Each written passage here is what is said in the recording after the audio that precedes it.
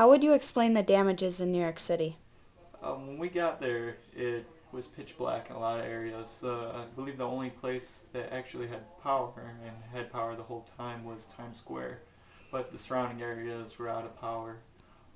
Being in Manhattan, the damage wasn't too devastating. Many people living without power, of course, was an issue.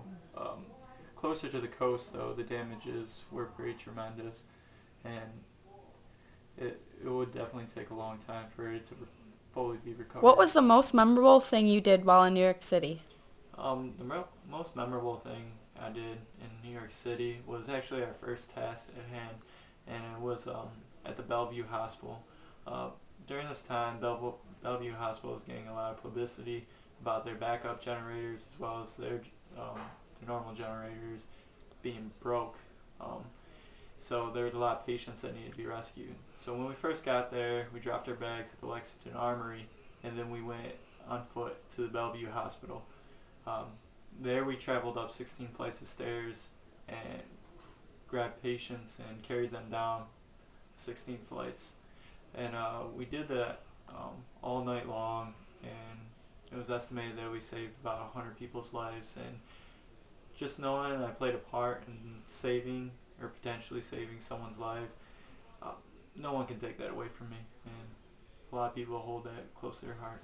How would you explain the people who were personally affected by the hurricane?